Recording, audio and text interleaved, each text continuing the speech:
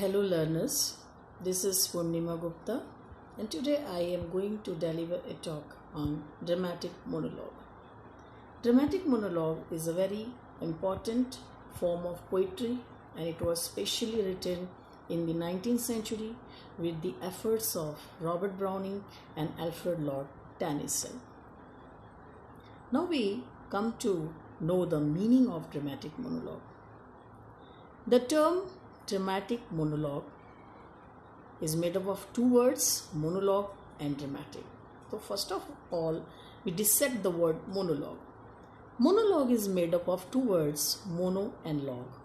Mono means single, log means dialogue. So monologue as a whole means the dialogue of a single speaker.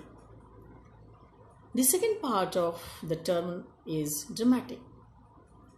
Monologue is dramatic because the ideas of the speakers are conveyed dramatically. There is the effect of drama because we find that there is a passive listener to the dialogue.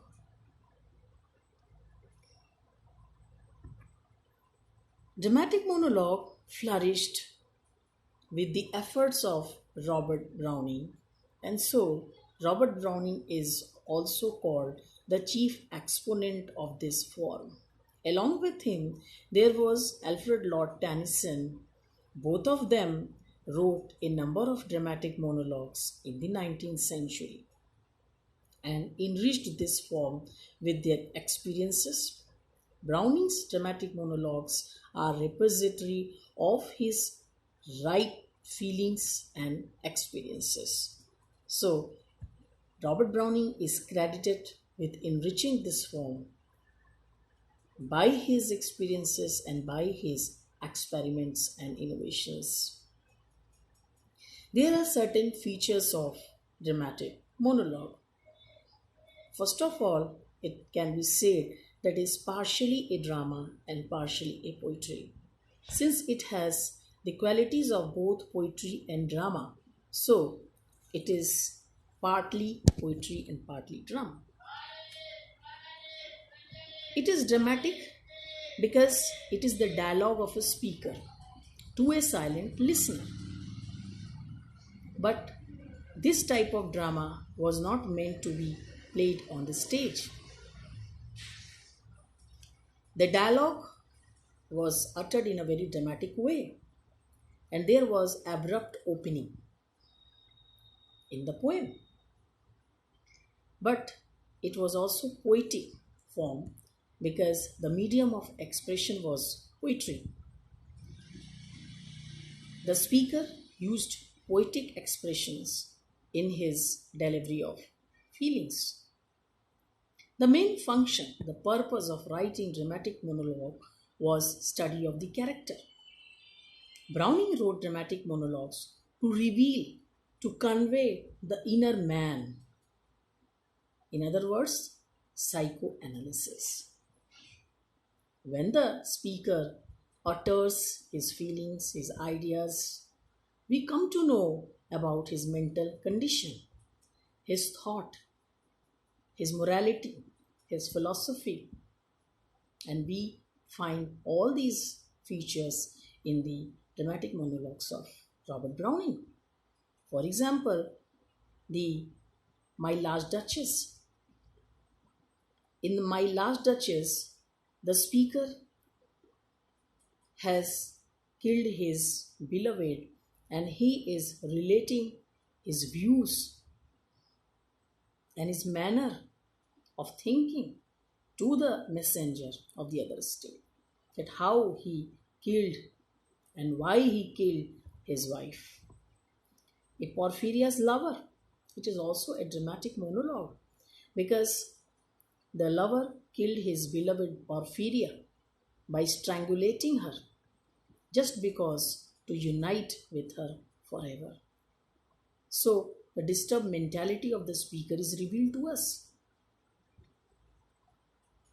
Tennyson, Ulysses, when he addresses his people, that he is bored with his people, kinsman, and he wants to go on a adventure. and journey. It reveals that he is hungry for knowledge, his mentality. So, the major function of dramatic monologue is to reveal the mental condition, the views, the personality of the speaker. The, there are two terms, dramatic monologue and soliloquy. These are the two forms of writing and they are often confused. There are some dissimilarity and similarities between these two forms. First of all, I will talk about the similarity. Both dramatic monologue and soliloquy are the utterance of a single speaker. Second, the purpose of both of them is to reveal the character of the speaker. But there are some differences between them. Soliloquy is not intended to be heard, while dramatic monologue is supposed to be heard by a passive listener. This is the main difference between these two forms. There are some chief practitioners of this form. The first of all is Robert Browning in the Victorian age. He wrote a number of dramatic monologues. Prospice, Ravi Benezra, A Grammarian's Funeral, My Last Duchess, Porphyria's Lover. These are some very noteworthy dramatic monologues of Robert Browning. Second comes Alfred Lord Tennyson. He also experimented with this form. He wrote Ulysses and Tithonus. Matthew Arnold wrote Dover Beach. T.S.Eliot wrote The Love Song of J. Alfred Prufrock. These were the chief practitioners. Apart from them, W.B. Yeats wrote Crazy Jane. Amy Lowell also wrote dramatic monologues. Sylvia Plath wrote Lady Lazarus. And Edgar Allan Poe wrote The Raven. Hawke's monologue was written by Ted Hughes.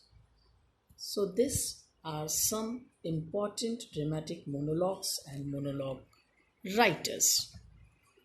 Thank you very much.